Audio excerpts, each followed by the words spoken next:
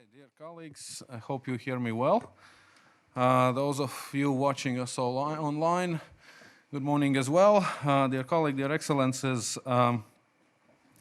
hopefully there are a lot of you watching us online. Well, in spite of the vacation time, this is a great audience that we have gathered here in great numbers. So I'm very happy that to be moderating this event today. My name is Karlis Bukovskis, and I am representing the Latvian Institute of National Affairs. This is a historic discussion. LIA is organizing together with the Ministry of Foreign Affairs of Latvia and the Latvian National Library, the beautiful building that they have lent us to use today. With a beautiful view and importance as a place for discussions and a place for forum, as every library is. We have the unique pleasure to hold the discussion how to ensure Agenda 2030 goals amid global challenges with His Excellency Abdulla Shahid, the current president of this 76th session of the United Nations General Assembly. Mr. Shahid is a very experienced diplomat and a politician with over 35 years of experience in executive and legislative branches of the Maldives.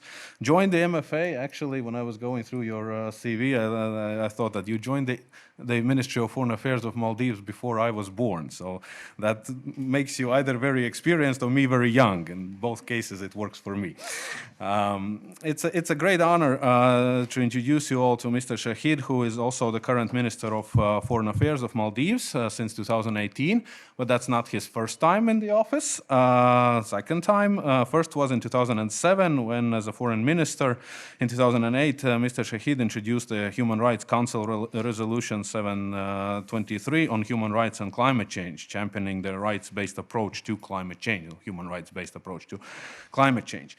So to some extent, I believe that 2004 tsunami onto the archipelago of Maldives, leaving about 400 million US dollars or euros in nowadays prices, worth of damage onto the small country is a serious wake-up call, not only for the country itself, but of course for all of the world, especially if the country's president at that point in 2008 also waded in, suggesting that Maldives should start buying land in India, in Sri Lanka, and in Australia to avoid people eventually living in refugee tents in different places. So your country of less than 400,000 people have first-hand experience of climate change and the damage to the human development it can actually do. And some are considering Maldives to be the third most endangered island nation due to the flooding in the world. So in this case, your experiences and your knowledge is essential also for us here. President Shahid also holds the distinction of being the first democratically elected Speaker of the People's Majlis, or the Parliament of the Maldives, elected there to the post in 2009.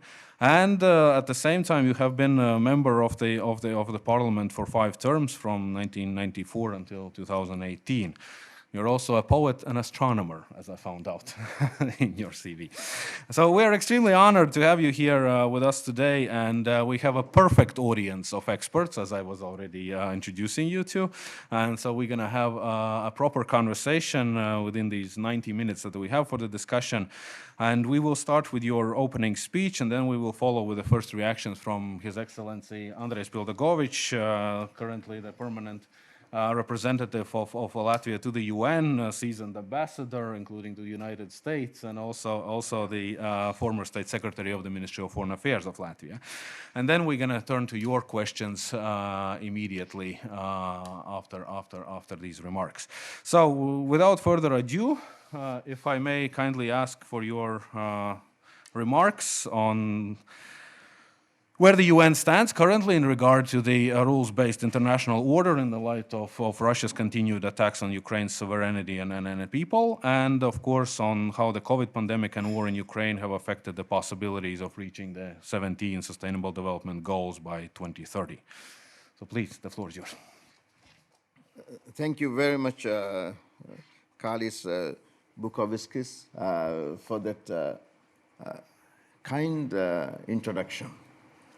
This morning I started my day first meeting the youngest minister in the cabinet, the environment minister, and then I come here, and my dear friend says that I entered foreign service even before he was born, and then went on to describe and give dates, kind of making me feel very, very old.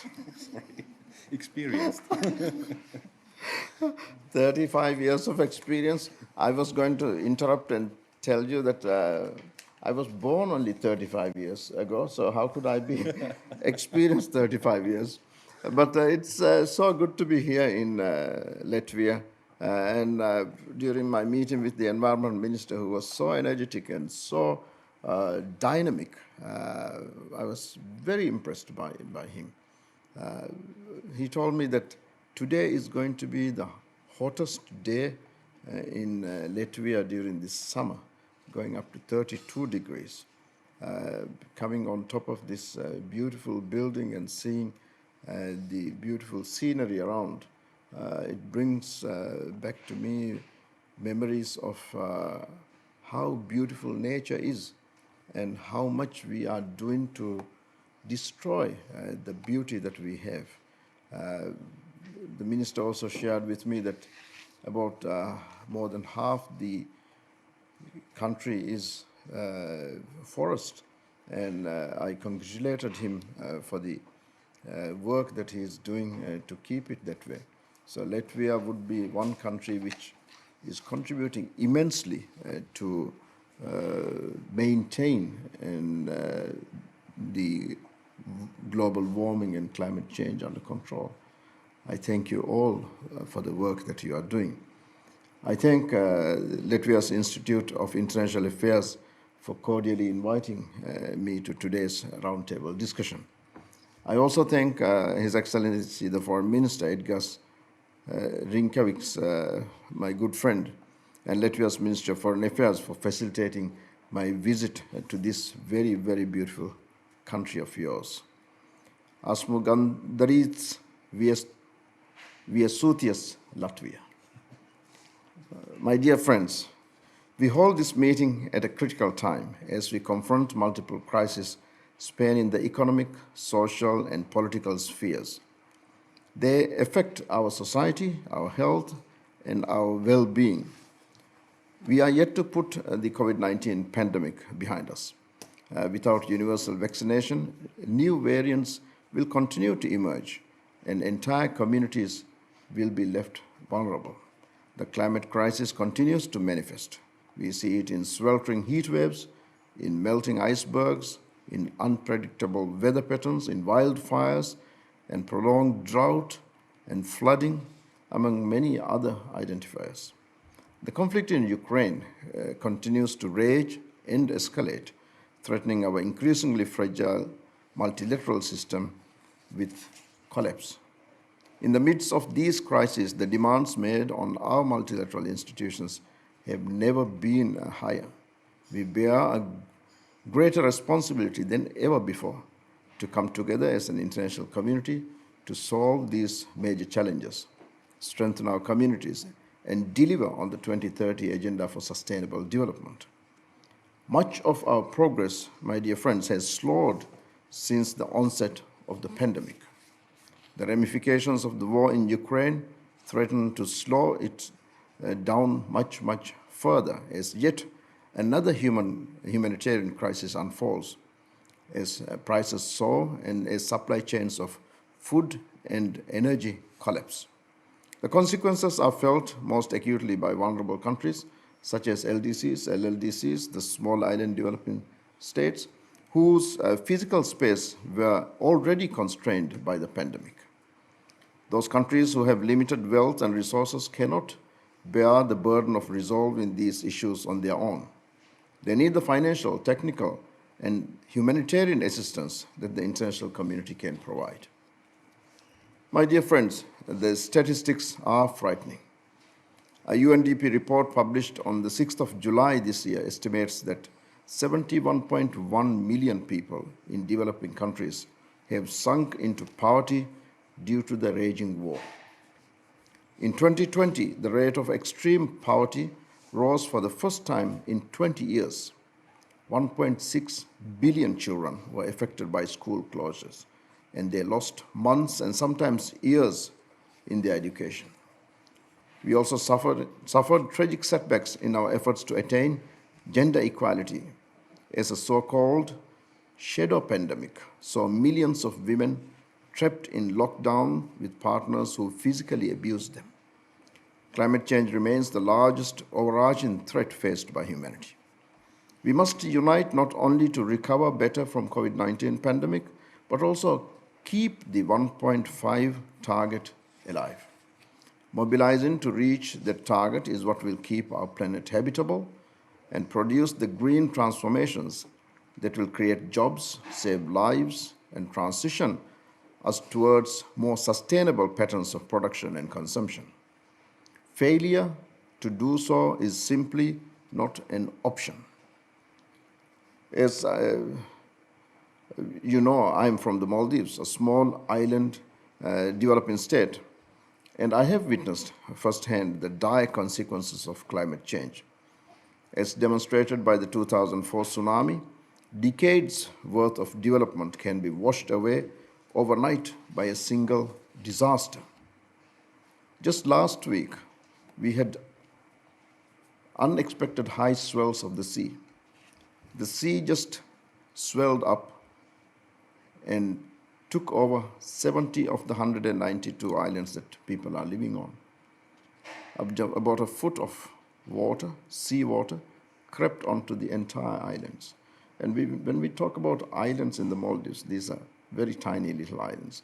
The highest point in the Maldives is 2.5 meters above sea level. So the ocean decided to crept onto these islands. 70 islands out of the 192 people live on. And after 2 days, it just crept back, destroying everything on the island. The climate crisis threatens a disaster that has no end, a never-ending assault from a world that we have ignored, degraded, and abused. I have seen the harbingers of this. I have witnessed the challenges faced by coastal communities scrambling to adapt to a rise in sea level, ocean acidification, and the decline in marine biodiversity. Yet, I always say that hope is not lost, and I am heartened by that at COP26 in Glasgow, we managed to maintain momentum in key areas in which everyone has agreed to work together. We must continue the momentum as we move towards COP27 in Sharm el-Sheikh and beyond. My friends, in attaining these goals, I continue to believe that the United Nations plays a pivotal role. That is why my office continues to shine a light on the multiple challenges we face and on possible solutions to address them through constant engagements and dialogue. This week alone, we successfully held 3 important events: an event on food security on the 18th, the high-level meeting on a moment for nature on the 19th, and a high-level meeting on sustainable development of Africa on the 20th, just before I left to Latvia the same day. These events brought together member states as well as relevant stakeholders to discuss and address critical issues, many of which directly relate to the SDG implementation. United Nations funds and agencies continue to render assistance to those at risk, with a special focus on those disproportionately affected by the pandemic and resulting economic shocks. The United Nations also provides a wealth of resources and in-depth or specialized information on a variety of topics, from human rights to the global economy to international law, and more guidance to policymakers on how best to implement the SDGs. We must build on these foundations and scale up our ambitions. If we are serious about succeeding in our ambitions and solving the common challenges we face, we must work together. This sentiment is enshrined in Goal 17 of the SDGs on partnership for the goals, and continue to be an integral principle of multilateralism of the United Nations itself. We must harness all of society, government and the private sector, men, women, youth, everyone, to make a true difference. Tapping into the potential of youth is also critical.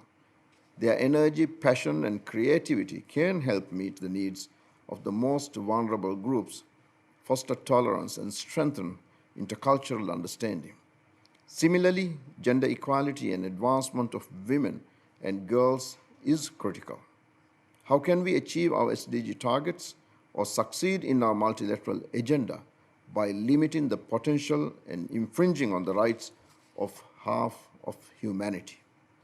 Our efforts must be underpinned by a deep commitment to human rights, mindful that at the core of 2030 agenda lies a clear understanding that human rights, peace, and security and development are deeply interlinked and mutually reinforcing. My friends, while we discuss these crucial matters, it is understandable that at times we can feel weary or overwhelmed by the depth of the challenges we face and by their frequency and scale. As I have said from the outset of my presidency, despair solves nothing. Hope is what will give us solutions. Hope in our multilateral institutions, hope in the goodwill of the international community, hope in our ability to make a difference through dialogue, diplomacy, and political will. Hope is the only way we can bring together the best of humanity, rebuild communities, recover economies, and rescue the planet. I end with those sentiments, and I wish you all a robust and insightful discussion today. Thank you. Thank you, President Shahid, for your insightful remarks and hopeful remarks. Because before I turn to Ambassador Bildagovic, you were referencing the report, the Sustainable Development Goals report of 2020, which is available publicly online, the unedited version, and that actually starts with much more gloomy prediction than you were indicating, because, and I quote, it dramatically states that years or even decades of development progress have been halted or reversed because of the pandemic and war in Ukraine. So that's for us to think. But first, remarks, introduction to the discussion. Please, Ambassador Blagovic, the floor is yours. Thank you so much, Carlos, for this nice introduction. And first of all, Mr. President, thank you so much for your visit, for the visit of your delegation. You're really making history. You are the first president of the General Assembly, the Speaker of the World Parliament visiting Latvia. And visiting Latvia at a quite particular time when we mark the 30th anniversary of our membership at the UN. UN was the first step in Latvia's, Estonia's, Lithuania's return to the world after 50 years of the Soviet occupation. And of course, without that very important step, all our future foreign policy goals would not have been possible. I want to start by highlighting 3 points during your very busy and very challenging presidency. I want, first of all, to thank you for your stewardship, for your mettle, for your perseverance and leadership, and the really ultimate strivings to keep the unity within with the United Nations when United Nations are facing such a fundamental assault on the UN Charter. Many member states have not expected that, but February 24th changed the course of the world. And you've been very clear that this is not just one of the 15 military conflicts taking place today around the world. Russia's aggression against Ukraine is a major supreme crime. It's a crime of aggression. And when the Security Council was paralyzed, General Assembly took over the leadership. Under your leadership, we have started emergency session. And on March 2nd, 141 countries endorsed resolution with very clear terminology, calling a spade, and calling Russia's war against Ukraine as aggression. Unfortunately, it hasn't been done in 2014 when Russia annexed Crimea. It hasn't happened when Russia started war in Donbass in 2015. But this time, UN General Assembly, the highest body in the world, under your leadership as the highest elected official in the world, had a very clear definition. And since then, we've been trying hard to stop the war, to help Ukraine, and of course to ensure accountability and stopping of impunity. We have not succeeded yet, regrettably, but we still fully determined to go forward. And as it has been discussed yesterday with the leadership of the Republic, we think that a special tribunal is needed to deal with the crime of aggression. Of course, ICC, ICJ will deal with the war crimes, crimes against humanity, but crime of aggression should be addressed. And we can go into the details, but UN has accumulated quite a lot of experience in this regard.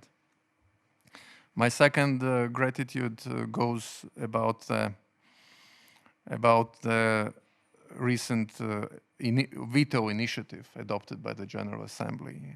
We have seen the dysfunctionality of the Security Council after the beginning of the war, and we have seen how Security Council has been taken as a hostage by the Russian Federation. So member states, of course, could not sit idly with this situation. So we have succeeded in adopting a new procedure, standing procedure. So when now on, every time when veto is abused or misused by P5, the subject matter automatically will move for the deliberations in the General Assembly within 10 days. And the President of the Assembly decides how fast the issue goes. And we believe that this is very important subject. Latvia was very much behind this initiative. And I think this is an example of accountability, transparency, and coherence, which is so much needed for the UN to retain credibility and relevance in this world. We talked a bit about the history of this country. And Mr. President, you know that we are representing a quite unique country which gained independence in 2018 after World War I. We were members of the League of Nations, and we lost independence during World War II. And we recovered our rightful legitimate place among the UN members only in 1991 in September, a few months before the dissolution of the Soviet Union. So we very much, we are not optimists, we are not pessimists, but we are realists. What could happen to our freedoms, our sovereignty, and also to our multilateralism if we tolerate major breaches of the international law. My third gratitude is about your unwavering commitment to multi-stakeholder approach within the UN. Here in this country, we believe that governments don't have monopoly of at the UN. We have to, if we want to succeed with Sustainable Development Goals, obviously, for us it's obvious, it's not obvious for everyone at the UN, that we have to work very closely with the civil society, with the youth, with the women organizations, with private sector. And we strongly defend that. And I want to thank you for your very strong leadership in this regard. We are fully with you, behind you, and I hope that you will feel it on this visit. I have also one question to you. You know that we are aspiring for the first time in history for the seat at the Security Council. regardless of all difficulties, we believe that small countries should be represented at that highest level, highest table at the UN. And given that your expertise, particular expertise on climate, I want to share with you that we were quite committed to adopt the first Security Council resolution about the nexus between climate and security, because we clearly see that climate change represents a major threat for world security in all continents across the world. But a few months ago, this initiative, which was supported by almost 120 member states, was vetoed by one P5 country, Russia, and was also voted down by India. We are not discouraged. We think that we should go forward, but I would certainly welcome your assessment. How we should go about it? Shall we do more within the General Assembly, and how persistent we should be also bringing this issue to the Security Council table, regardless the opposition from some important players. So I thank you again for this visit. Carlis, thank you for this discussion, and I hope that your stay will be enjoyable, stimulating, and will generate many more meetings in the future. Thank you. Thank you, Ambassador Koldegovic. Mr. President, the response to the question stated by the ambassador. Thank you very much, Ambassador, and thank you for the kind words addressed to the presidency, that jointly we are trying to succeed. And I thank the government of Latvia, and especially Ambassador, for the outstanding support that he has been giving me and the Presidency of Hope during the last 9-10 months. Ambassador, you would know that as President I can't comment on what you have asked me to comment. But of course, as Minister of Foreign Affairs of the Maldives, I would like the General Assembly to be much more active on the security and the climate change issue. I personally have been involved in the entire debate from its beginning. In 2008, as Minister of Foreign Affairs, I introduced the concept of human dimension of climate change to the Human Rights Council. And it took until last year for the Human Rights Council to adopt a resolution on the human dimension of climate change, and also that climate change, a safe environment, is a right for people to live. And now Maldives and many other countries are trying to get this resolution adopted by the General Assembly. For us, coming from the small islands, this is a life or death matter. When I was speaking on the 19th of July at the Moment for Nature in the General Assembly, I highlighted the fact that for countries like the Maldives and the small island states, if we fail to limit greenhouse gas emissions and maintain the 1.5 target by 2030, then it is a death sentence for us. And when we speak about 2030, it may seem like a distant future. But at the General Assembly, I highlighted the fact that it is only 89 months to go. Only 89 months.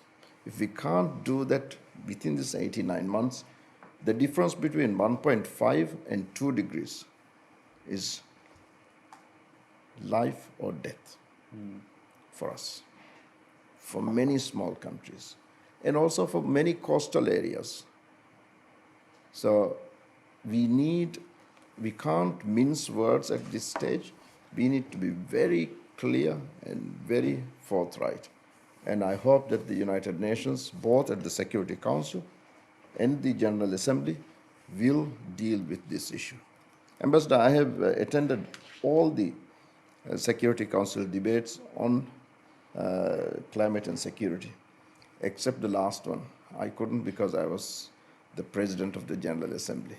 All the other debates I have attended as the Minister of Foreign Affairs. So I really hope that the General Assembly will deal with it in much more clearer terms. Thank you, President Shahid.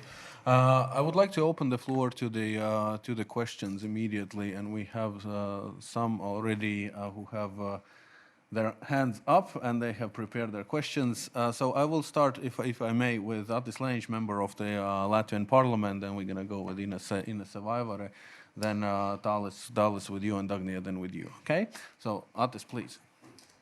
Thank you very much, Mr. President, for your introduction. It was very helpful. You need the microphone. Where it is. Yeah. Okay, here it is. Thank you very much, Mr. President, for your very good introduction. It was very helpful. And also to Ambassador at the United Nations. It's a privilege to actually come and hear from you and Ambassador what the situation is like in the United Nations and the events, apart from reading newspapers. My question is the following. Well, it seems that today Russia and Ukraine might sign the agreement for the export of grain. Well, I would like your comments on that, and also Ambassador on that, but my feeling is that this is no charity on the part of Russia, but they need to export grain too. It's also rotting in their silos, as is Ukrainian. At the same time, as we know, Russia is burning the wheat harvest in Ukraine. We see pictures of this, tanks shooting at harvesters. What do you think is, how do you put all the different factors that have come into this, not solution, but to this agreement? I mean, you have, of course, the main players, Ukraine, Russia. You have Erdogan, the gatekeeper of the Black Sea. Of course, you have the European Union, which lifted some of the sanctions for agricultural products. And, of course, you have the main weapons deliverer, America, which has all come together. And, of course, I must say, the amazing bravery and stamina of the Ukrainian people, that they just did not get up. They defended their country. So how do you see this picture from the very short outline I gave? Do you agree or you disagree? Or have you your opinion, please? Thank you very much. What I agree is that we need the grains released. We need the grains to feed the world population. The impact of the war is felt not only in Ukraine or in the neighborhood. The world is so interconnected today that overnight it hit the entire world. And I can give you a simple example. In my own country, for the Maldives, our main industry is tourism. We have 17% of our tourism industry arrivals are from Russia, 3% from Ukraine. Overnight, when the war began, 20% of our tourist arrivals wiped out. And we are in the middle of the Indian Ocean. We are very far from Europe. But this is the impact. I met a Latin American foreign minister last week, and he shared with me the difficulty that they were having because the grains have not been, that they have not been able to obtain the grains from Ukraine. But more so, they are also in difficulty because they are one of the main exporters of peanuts to Ukraine. And it has been going on so smoothly that this particular country, they haven't got the capacity to store the products. So there are farmers who have been growing peanuts to export to Ukraine are in a fix. And therefore the government is in a fix. And this sets off a kind of challenges that very soon creeps up into political instability. So the war in Europe's impact is felt all around the world, because today we are so interconnected. And we are all trying our best, the United Nations, the Secretary General, and everyone is trying our best to get the main players to sit down, talk, and come to an agreement so that we can return to rule of law, we can return to the Charter of the United Nations and peaceful settlement of disputes. Thank you. Thank you, President, very much for your continued insights. Yes, Ambassador? If I may just add a few points. First of all, what we are trying in New York to explain to the membership, wider membership, that the reason for those disruptions of supply chains, we call it triple F crisis: fuel, food, finance. Then the reason for that is aggression of Russia. So basically, to deal holistically with the problems, we have to stop aggressor, and we have to help Ukraine to recover territory and to recover economy, etc. So it's quite a challenge to explain this to 193 countries, but we are trying to deal with every aspect of the aggression, because aggression, it's not just military kinetic conflict, but there is a terrible impact on environment, on human rights, on children's rights, on women's rights, on anything, including food supplies. We are very active and talking to the Secretary General as well about our vision of the situation. And of course, we highlight that Russia has destroyed the most precious commodity, the trust. And largely, we have to isolate Russia. We have to exert every possible pressure within the international system on the aggressor. Having said that, of course, negotiations on the food deliveries, on grain deliveries, they go on. We keep very, very close contact with Ukrainians. And for us, it's a kind of axiomic thing. Nothing about Ukraine without Ukraine. Clearly, this is for us the bottom line. Ukrainians have to accept any deals. Not any kind of pressure can be exerted on them against their will, including on the food delivery. Thank you. Ambassador Peldagovich, thank you for your remarks. You're getting gloomier and gloomier with every comment. But of course, these are somewhat desperate times for the rules-based world order and also for the human development. With this, therefore, I would like to turn to Ines Vaivare, because of course the whole discussion about the grain exports, we have to keep in mind that Russia and Ukraine export 30% of the world grain, and there are 36 countries in the world, most of them are least developed countries, who are importing more than half of their grain from these countries, and in particular from Ukraine. Ines, director of the Latvian Platform Development Corporation, actually the oldest development cooperation related organization in the Baltic states. Ines, please, what's your comment and your question to President Shahid? Thank you. Your Excellency, distinguished guests, I will also have few points and a question. But I will take my privilege to zoom out a little bit to the global civil society level. Few weeks ago in HLPF, we had a civil society event which was named Unmute Civil Society. And actually, my colleagues had very simple ask: seat at every table. And as ambassador also actually said, it's not obvious around the globe that multi-stakeholder cooperation is taken as granted in each country. And we even actually questioned ourselves, should we integrate in this broken system, which is based on competitiveness, like private sector? and where countries are competing amongst themselves. And as we saw during this COVID-19 crisis, and also after Russia's aggressive invasion in Ukraine, that people are actually taking the lead to act. And people-to-people contacts are the ones most reliable also nowadays.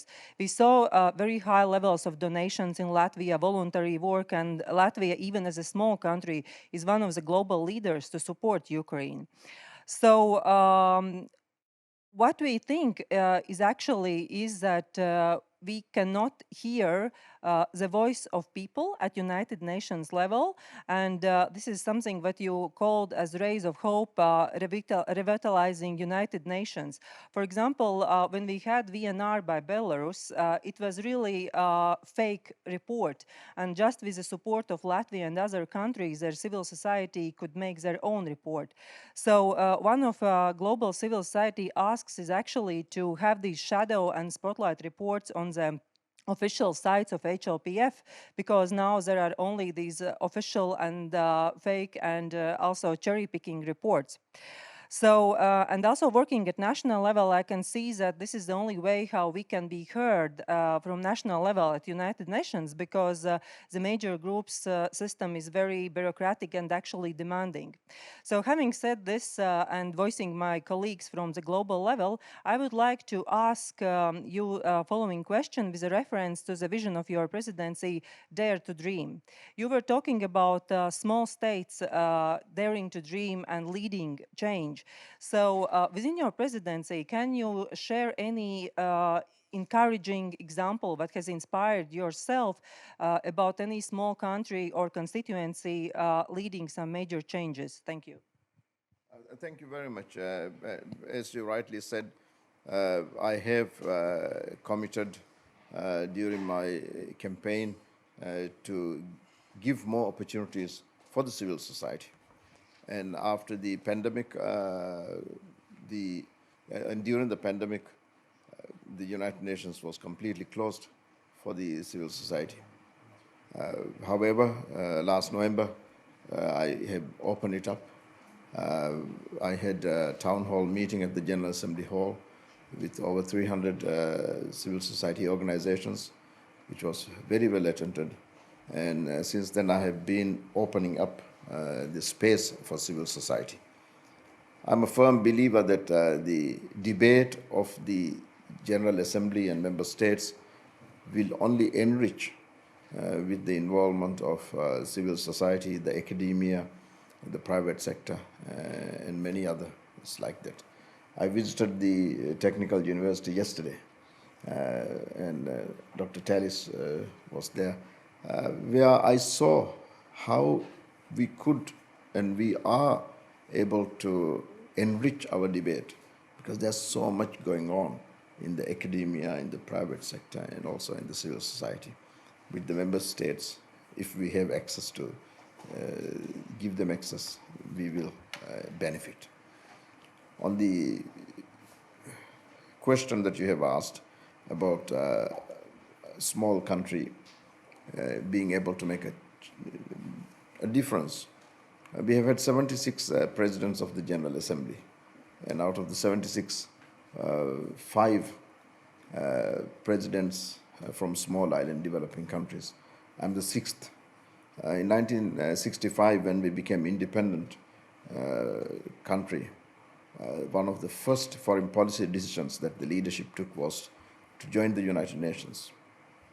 And during the debate at the Security Council, one of the permanent members highlighted the fact and asked the question whether, as they called it, mini states would be able to meet the obligations of international relations, and questioned whether Maldives would be able to perform its duties as a member of the United Nations.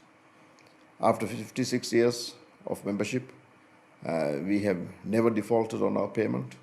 We have always made our payments due.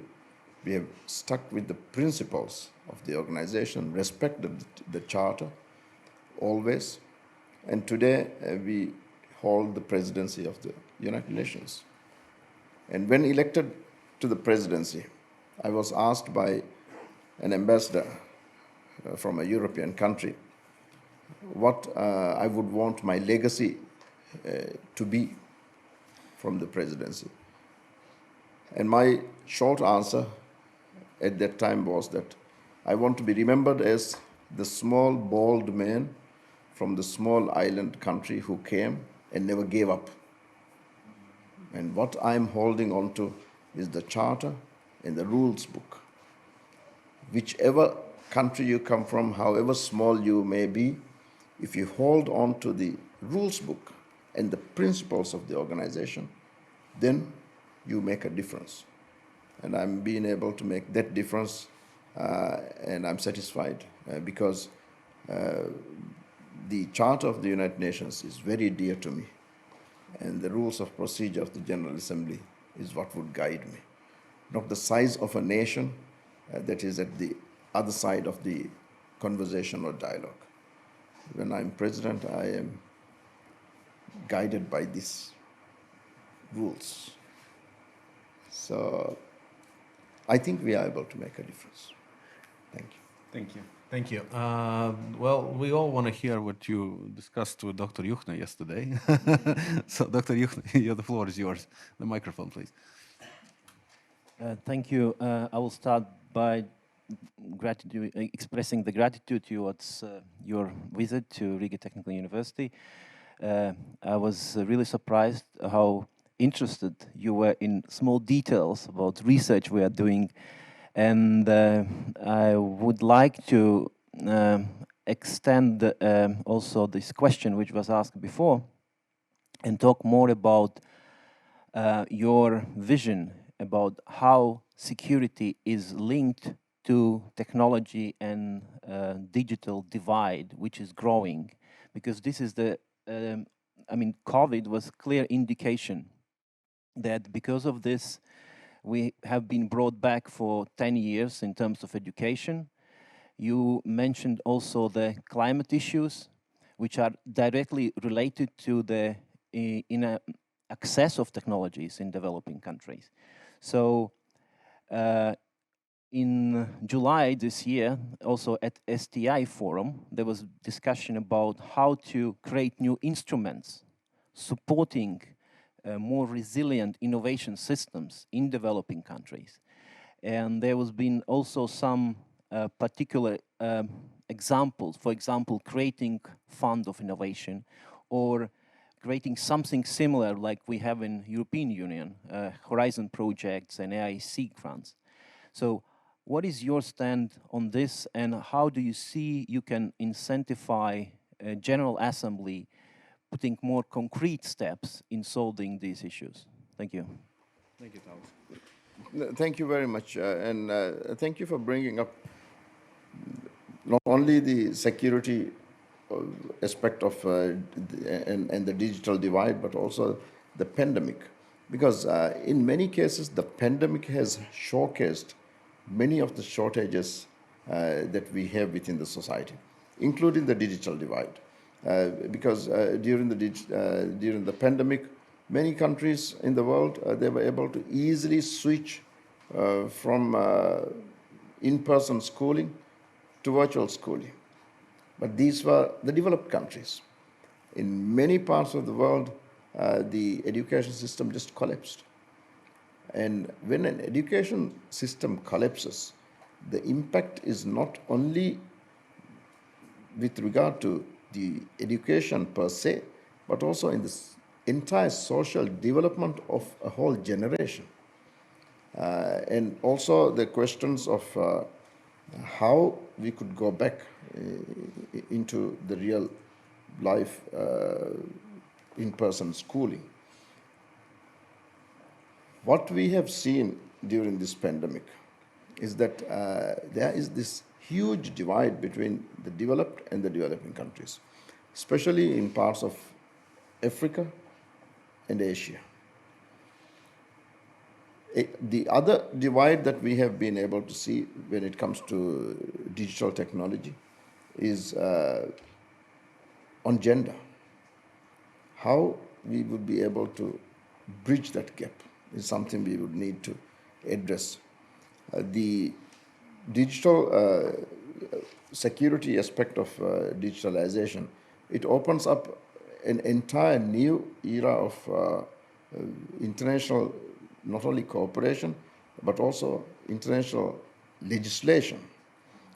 Because digitalization is an area where we are able to make such huge progress at such fast speed, as was evidently shown by you during my visit to the university yesterday. But the same effort is not being put into regulating it at an international level. But if we are not able to keep up that within the United Nations, within the multilateral system, we are going to be in trouble.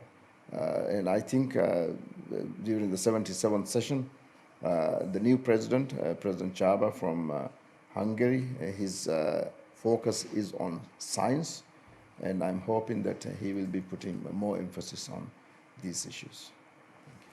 Thank you. Thank you, President. Dagny Sika, United Nations Youth Advisor on International Security Issues, please. Your Excellency, Ambassador, everyone present on this momentous occasion. I would like to thank you for including youth in the conversation of the prospects of sustainable future and how we should work together to achieve it. I'll start by giving you the following statement on behalf of the team of young volunteer sustainability activists that make up the wonderful UN Youth Delegacy of Latvia, including our youth delegate Annette Bitte and myself. Our team educates young people on the functions, benefits, and challenges of the UN and advises policymakers and the Parliament mission where young people opinions differ from the status quo. Education on global organization and understanding of basic international law is still lacking, and we try to equip as many young people as possible with the skills actively partake in the creation of their future. Firstly, there is no sustainability without peace. There is no future when at war. We stand with the many Ukrainian children who are stripped of their rights to education and life. We could condemn Russia's bloody war in Ukraine, which without morals and signs of humanity kills children, mothers, and fathers each day. We also urge to consider the ways in which gender makes the experience of war different for women. Latvia and our youth will continue to call on the UN to more effectively enforce human rights and peace. Secondly, in the light of the high-level political forum in New York, we are proud our work serves as a good example of active youth participation and governance in progress towards Agenda 2030. Nevertheless, our program is still highly dependent on the political willingness of investing financial resources in youth as permanent part of governance. Therefore, we participate in discussion of the creation of a permanent UN Youth Office and are eager to welcome a resolution that enables the creation of it in the near future. Lastly, we look up to you, the adults, to take responsibility of the state of the current affairs and equip us, young people, with the skills necessary to not repeat mistakes of the past. Living next to Russia, we see the importance of true and rational thought as the primary method of acting through disinformation and lies. As we come together, developing and developed education system, as we come together to transform education, we call for critical thinking skills to be centered in any developing and developed education system. Ethnicity, gender, sexuality, socioeconomic status, color of our skins play roles in creating hurtful power dynamics and therefore unjust governance structures. We need to be mindful of this as we create sustainable solutions together. So this leads me to my question to you, Mr. President. What are some of the ways in which the UN is proactively moving towards multi-stakeholderism instead of multilateralism to include those most vulnerable to global crises like the climate crisis, the pandemic, and wars? Thank you. Thank you. Thank you, Dagny. Please, President. Thank you very much. The OCA, our common agenda, is the answer to your question. Our common agenda is the product of the 75th anniversary declaration of the world leaders. When the UN reached 75 years, the world leaders came together and decided to issue a declaration which basically says that there should be a UN 2.0 to meet the challenges that we face after 75 years of the UN. Our common agenda is the product of the 75th anniversary declaration. The OCA was debated by the General Assembly, OCA issued by the Secretary General, and I organized 5 thematic debates on the OCA, and by consensus it was agreed that we will move forward in the implementation phase of it. The UN 2.0 highlights the importance of multi-stakerism, then multilateralism to complement multilateralism. The UN Youth Office is one of my priorities. I have already appointed the ambassadors of Egypt and Guyana to come up with the resolution establishing the Youth Office. And it is my hope and my intention that it would be done before the end of my tenure. So hopefully by late August, early September, the resolution will be in place. It is being negotiated as we speak. Thank you. Thank you, President. We're looking forward to the resolution. You're in a Nordic country, so you can imagine that the people start becoming more active with time, right? So now we have a long list of questions still to you on the table. I will start with Dr. Spruts, Riga Stradiņš University, and then we're going to turn to Dr. Reire from the advisor to your friend at the Ministry of Foreign Affairs, to the Minister Rinkevich. Andres, please. Thank you, Carlis. Mr. President, first of all, let me express great pleasure to welcome you and host you in Riga. Thank you for, I think, extremely valuable and interesting insights as well.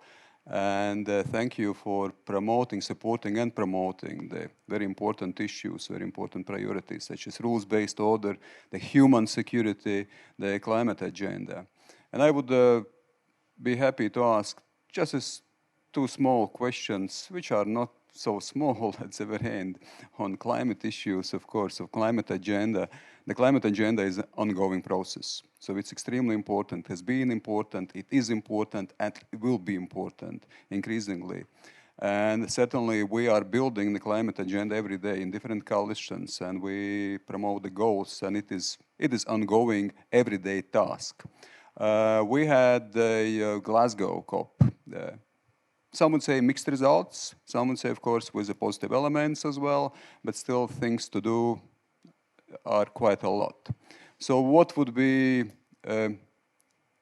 your agenda? What would be your ambitious goals? What should be done? You mentioned the Sharm el-Sheikh, the coming COP agenda as well. Of course, apart from sticking to 1.5 degree goal, what are the other ambitious goals you would think would be extremely important to promote, to support, to defend in coming months, in coming years? And second one is, I am bringing back the issue of small countries. So what is a toolbox for the small countries? Because at the very end, the big emitters, there's those who make also big decisions. It is, we know, the big countries as well. So, and they might, as we also saw in Glasgow, make some changes in the phrasing, in the goals as well. So what the small countries can do, should do, and what is exactly the toolbox for the supporting, promoting the climate agenda, which is so dear, so important to all of us at the very end. Thank you so much. Thank you very much. When we move to Sharm el-Sheikh, we will definitely have to build upon what we have achieved or what we have not achieved in Glasgow. I term Glasgow as a partial success. We were able to keep the 1.5 alive. When we were moving towards Glasgow, it was a huge question whether we would in fact be able to keep 1.5 alive. We were able to. Some people say that it's on a ventilator, but good news is that it is not dead. We were able to make progress on the Paris rulebook, which was very positive. We were able to have an agreement on forests, on methane emission, and a number of other issues. But we were not able to reach the 100 million financing target. Again, there was movement on the 100 million target. So when we are moving into Sharm el-Sheikh, again, one of the targets should be to make progress on the 1.5 degrees. At the same time, adaptation and financing should be addressed more comprehensively, and possibly get the 100 million target accomplished.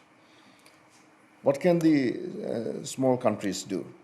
In 1992, when we reached Rio for the first Earth Summit, I was a young diplomat from the Maldives who attended the conference.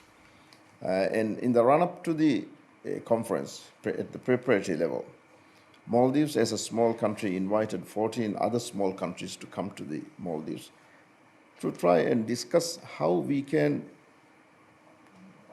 cooperate at the international level. Because we are so small, so vulnerable. Individually, we have our voice is very small.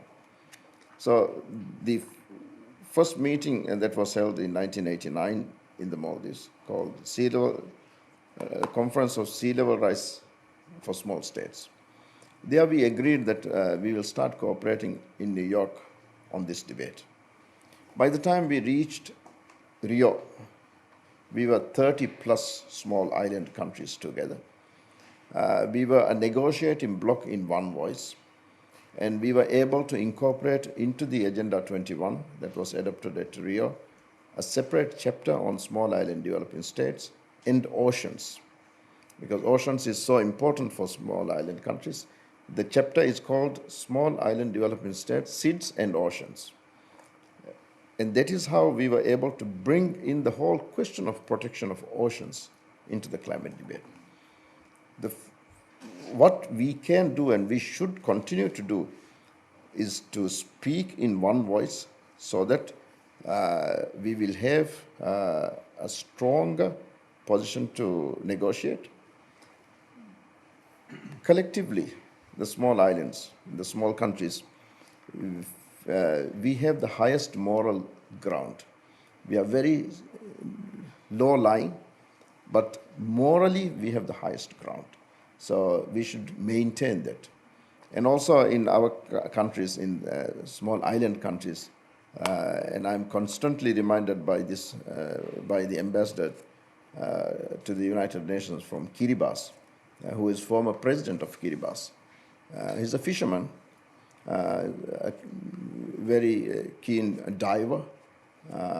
He reminds the small island states that when you are in the ocean, you can see that the small fish tends to get together in schools and form themselves into the form of larger fish in order to avoid prey. And that is what the small islands should do. Thank you. Thank you. Dr. Eira Gunda, please, your question. There's the mic on the right, yeah. And please, colleagues, we're looking forward to next questions. So just raise your hands and indicate yourselves. Gunda, please. Thank you, President. Thank you very much for coming to Latvia. And thank you also for your, I would say, systemic remarks you gave us in the very beginning of this meeting. I have a systemic question, but in regard to UN system. And in regard to the prospects of or possibilities to reform the United Nations Security Council, but to you as the President of the United Nations General Assembly. Our ambassador already touched upon the historic resolution the General Assembly adopted this March. And the General Assembly invoked a rarely used mechanism of the Uniting for Peace.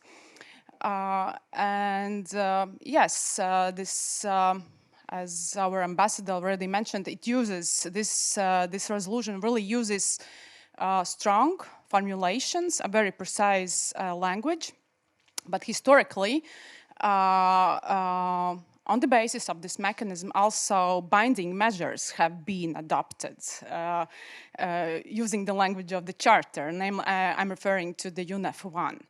And the ICJ, International Court of Justice, actually has acknowledged the legality of both the Uniting for Peace mechanism, which is unique, and these binding measures, well, they met all three necessary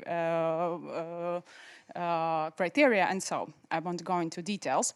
And now the question, sometimes experts think that not only the Security Council is in the deadlock, but also we are in the deadlock in our thinking, and we must think out of the box when we are thinking about prospects of reforming this institution, which means that if we are going in circles in discussions about the composition, it leads to nothing. So, and the question is about the role of the General Assembly to take a bigger role in peace and security issues. Are there any possibilities to, let's say, to extend maybe this U4P mechanism, or maybe create new ones? And are there, well, the question is, as I said in the very beginning, to you as the President of the General Assembly, how about the role of the General Assembly to lead the security out of the deadlock, to lead our thinking out of the deadlock, and actually does help the United Nations to perform better in maintenance of international peace and security, which is a primary task of the United Nations as the Charter states it. Yes, thank you very much. Thank you, Gunda, very much. If I just may tag along my own question a little bit, because you, at one point you referenced the UN 2.0 version as this is a systemic remarks on a systemic question. So a bit of a tongue-in-cheek question. I mean, if it's 2.0, then it means that it must be IT related. So should UN be updated or upgraded? The United Nations a successor to the League of Nations. And I believe, as a student of international relations, every effort has been made not to let the United Nations become the League of Nations. And maybe that is why the veto was instituted. Maybe. It's debatable. But then, very early on during the history of the United Nations, member states found out that the Security Council, being the primary body responsible for the maintenance of international peace and security under the Charter, is not able to exercise its mandate because of the veto that is instituted in the Security Council. Very early on, 1952, the Uniting for Peace resolution was instituted, adopted by the General Assembly, because the body of the United Nations, which was mandated to make sure that the international peace and security is maintained, failed. The other aspect of the United Nations is that it is a member states-driven organization. What will become of the United Nations, or what the United Nations could do, depends on what the member states want to do. The systems are there now, since 1952. Because under the Uniting for Peace resolution, which transfers the powers of the Security Council to the General Assembly, including Chapter 7, the enforcement measures. The General Assembly, when we sit as a special emergency session, we sit with all the powers of the Security Council, less the veto. So the P5 becomes the P193 now. So when I presided the General Assembly on the issue of Ukraine, the 193 members of the General Assembly had equal powers. There was no veto that could be exercised in the General Assembly, but with all the powers of the Security Council. But then we saw the resolution that was adopted. That is what the member states desired. So the power is there, but the desire, how far do we want to go? In the past, there has been instances where the General Assembly has mandated peacekeeping operations, instituted missions on peace and security. One of the developments during this session is the Veto Initiative, where when a veto is cast at the Security Council, the General Assembly President is mandated to convene a General Assembly meeting within 10 days and have a debate on the veto, and the follow-up action is open as the rules of procedure of the General Assembly allows.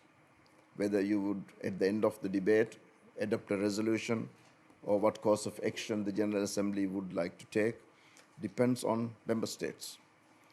Now, since this initiative was adopted, I have convened the General Assembly twice. The most recent yesterday. The Russian Federation vetoed the resolution on Syria.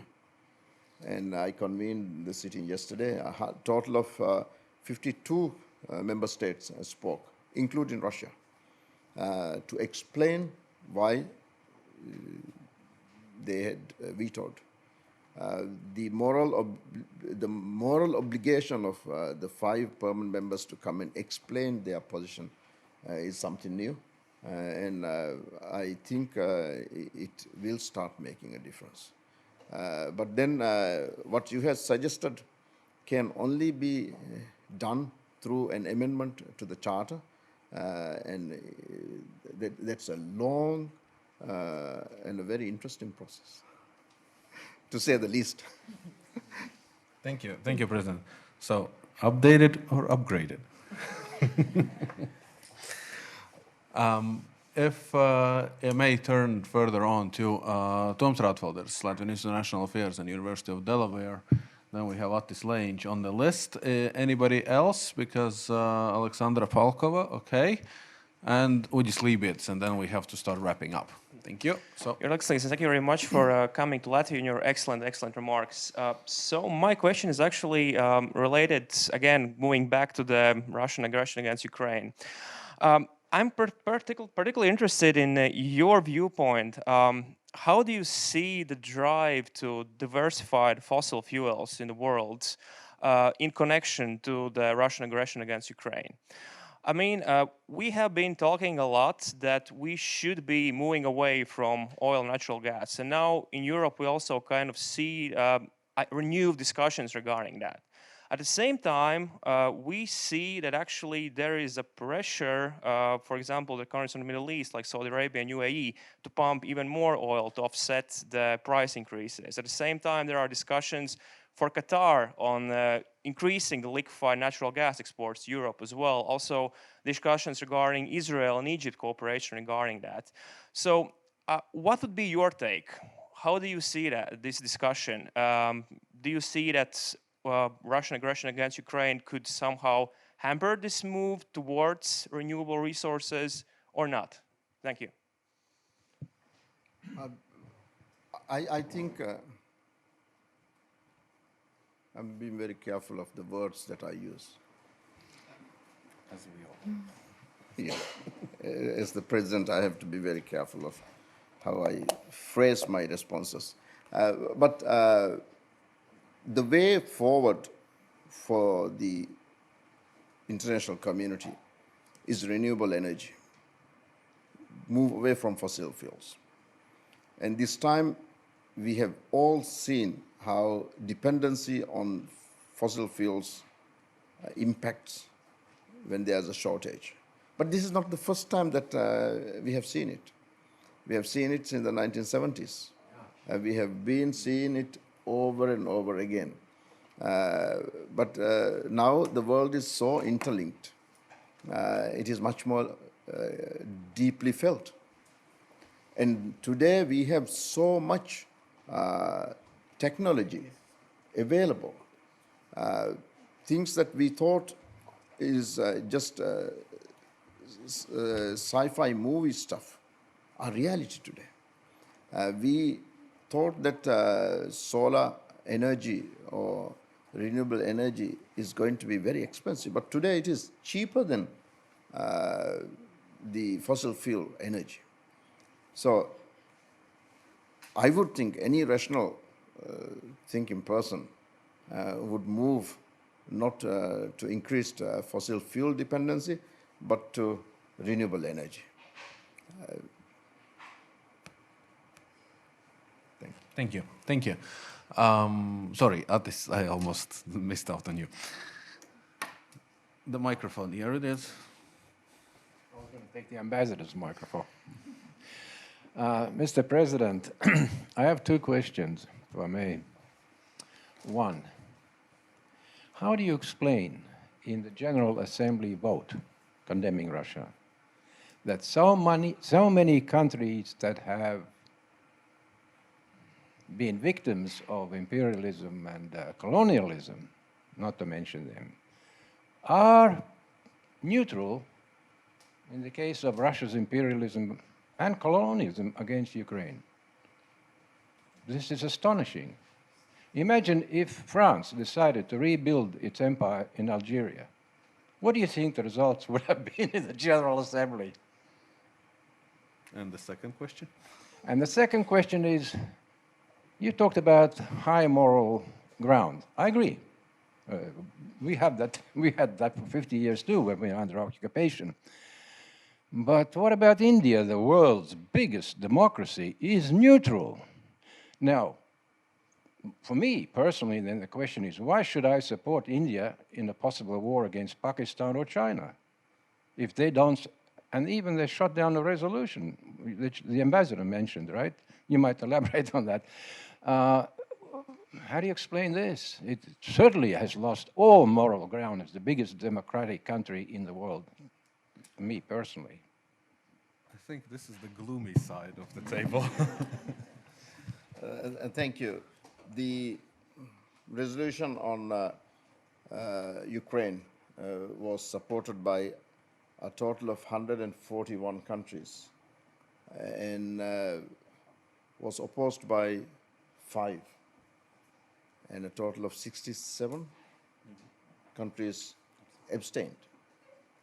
Now, when you look at the number of countries who supported, out of them, 105 were small countries, which is also significant.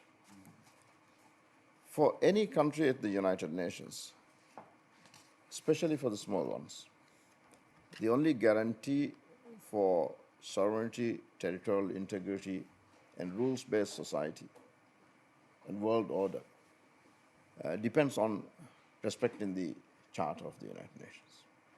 So many of the countries who supported the resolution supported the Charter. And for many countries, it is a red line when the Charter is violated, especially Article 2 of the Charter, sovereignty and territorial integrity of member states. I can't put any explanation to those countries who abstained or voted against, because many of those countries who abstained made explanations of vote, which are readily available at the United Nations, and those who voted against did the same. But the overwhelming majority, more than 2/3 of the country, is coming together in defense of the sovereignty and territorial integrity of a fellow member state was very telling. Thank you. And India?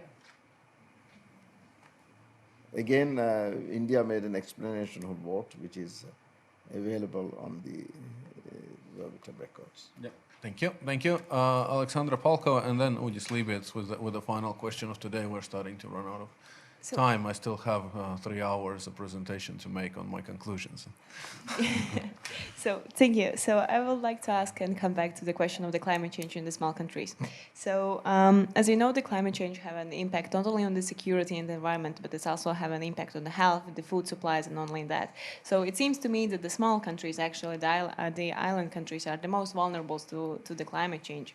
And my question is how we can ensure that this, and you mentioned before that the small countries should have this collaboration. It is a toolbox answering for the country, to the Andres, how we can ensure to provide and combat the climate change. But the question is how we can ensure that the global powers, the bigger countries, are actually willing to achieve the goals of 2030 and are actually willing to do a change and have an impact in the climate change. Because also the India, they mentioned it. So the question is not only about the China and Russia, but it's also about the India and the other countries, which is in the United Nations, which are still have more bigger impact than the small countries, but at the same time they are not willing to have this change. So 2 questions, one of them how we can ensure, and then the second one how the small countries can ensure bigger countries and the global powers to have this impact on the climate change and achieve the goals of 2030. Thank you. Thank you. I am confident of the power of small countries when we come together, because I have seen it work from 1992 until today. When we started the debate in 1992, for example, the 1.5 degree target was like the national anthem for the small island states only. No one else bothered about it. I recall when my president in 1989 spoke at the Commonwealth Heads of State Government in Vancouver, the Prime Minister of the United Kingdom at that time came up to my president and said, look, Mr. President, what are you talking about this sea level rise and that your country is going to be inundated by water? It's not going to happen. In 1992, at the Rio summit, the President of the United States told my president, we will not let it happen. So in those times, climate issues is only related to small island countries. Because we are small, we are going to be drowned, and our population would be moved to high ground. But never for a minute during those times, countries and their leaders imagined that this is all interlinked. We were shouting even at that time that our fate today is going to be your fate tomorrow. And now we are seeing it because, yes, sea level is rising, but so is the storms raging, the glaciers are melting, deserts are expanding, wild forest fires are increasing. So it is the same narrative now. No one is safe until everyone is safe. So the small states now has a much, much higher and a stronger voice. And I'm confident that we are and we will make a difference together. Thank you. And Udis Libet is the last question of today. Latvian Radio. Your Excellency, it's usually that journalists are the ones who are allowed to be the bad guys or bad cops in discussion, and some of people present here has taught me to become provocative. And So I decided that I'll start with two remarks which were actually influenced by the view I have there behind your back. There's my yacht club and the river.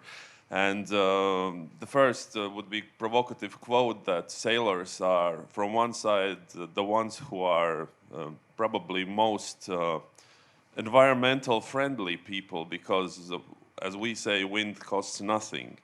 And sailors are not very, how to say, not happy with sea level rising because land is only the place where to stop and have a beer.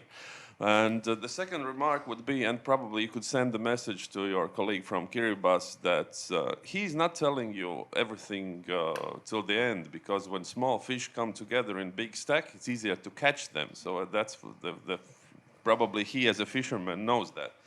But speaking about the subject of this today's discussion about the development goals of 2030, and also speaking about all those things that we were mentioning today about different crises we are facing now, I have a feeling that right now most of the countries are speaking about their survival now, this month, this winter or something, and those development goals of the future are more like a idealistic thinking or wishful thinking.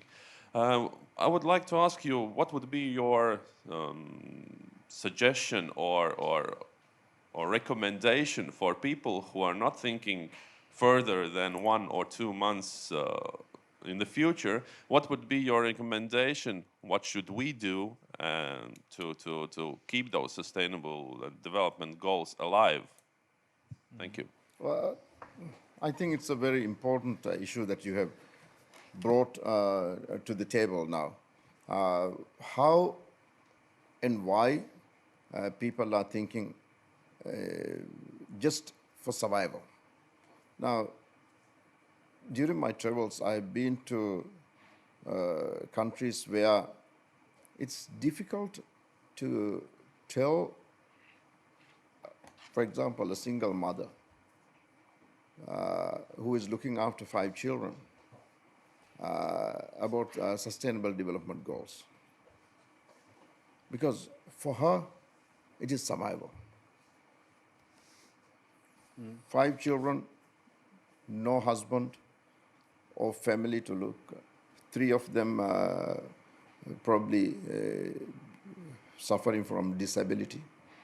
And I would go to them and when I asked them about the SDGs, it doesn't make sense for them. When I talk to them about, for example, United Peace Resolution, or the reform of the Security Council, or the reform of the revitalization of the United Nations, it doesn't make sense for them. For them, it is the fact that they have not had breakfast and they have not had a meal for the last 2 days. So for them, they can't think beyond what is necessary for survival. And these numbers are increasing, as I indicated during my introductory remarks. Pure hunger is increasing. The more there are hungry people on survival, the less they would think about tomorrow, the less they will think about survival today. So, and that is why we need our leaders to come out and lay out a plan to make a difference in these people. I can share you a story which I saw in Angola. In my recent travel to Angola, I saw the Angolan government build a canal system whereby they are rerouting water from the Kunane River into the drought-stricken area. Now, it's a $136 million project, whereby the river has, water from this Kunane River is being directed through a canal system into the drought area. Now, in this area, they are all channeling water from this canal into the fields of the villages. In one of the villages, the United Nations agencies have built a farm school where individuals, women from these villages are brought and taught how to plant the required vegetables, how to tender to animals, farm, and all these things that you require to have a better life. And I was very impressed by the unity of the United Nations system there. But the one thing that has stuck with me from my entire visit to Kunane province is the fact that while these women were being taught to farm, their children were being attended to at a different location in the same farm. And the children get the eggs from the chicken. Every day, every child gets an egg. At lunchtime, they get the nutritious food from the farm under the guidance of FAO and UNESCO and everyone. What I saw in Kunane, and I told the Foreign Minister of Angola, that the difference you are trying to make from diversion of water from Kunane River is going to be seen only in the next generation. Because these children, when they grow up with nutritious food, their responses, their outlook into whole life is going to be different from their parents.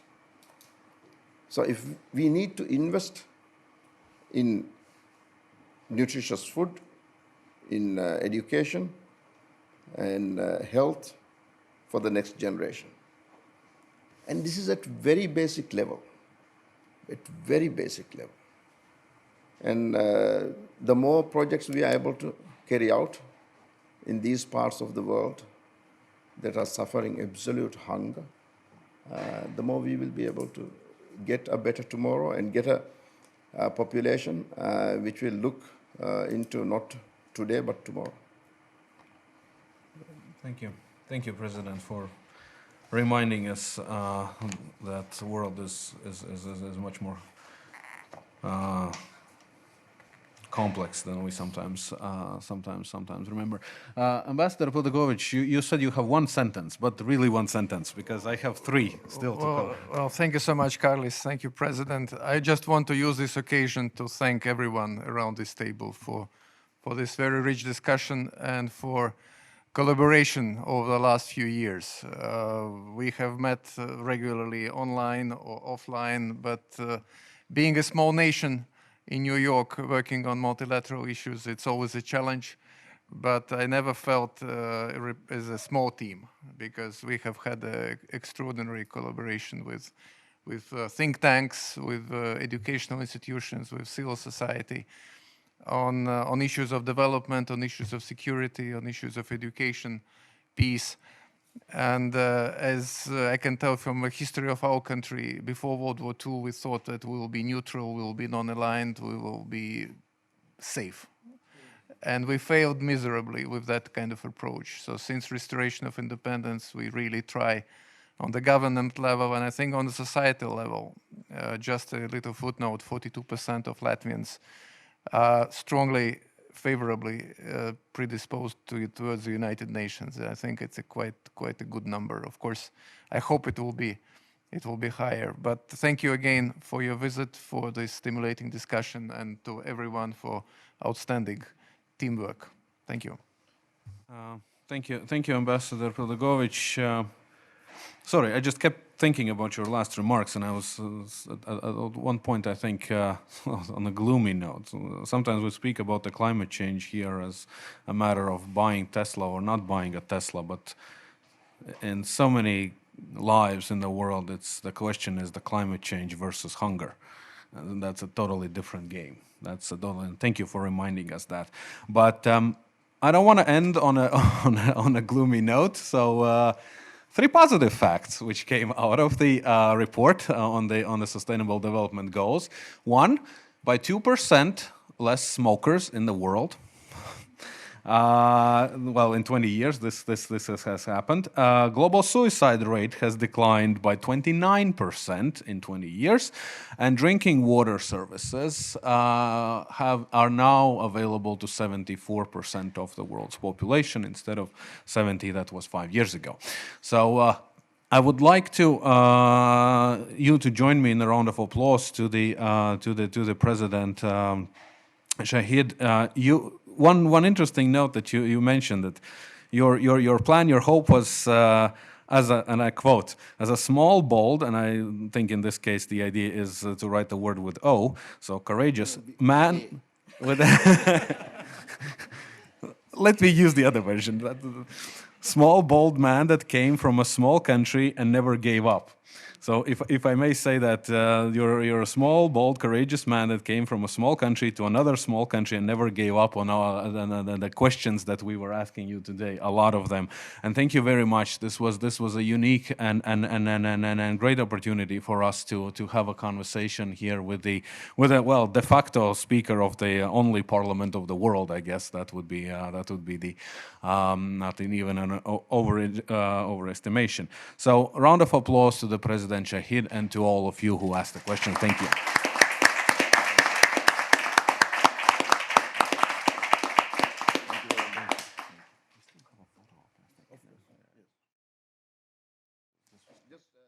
To make corrections on record, bold is B-A-L-D.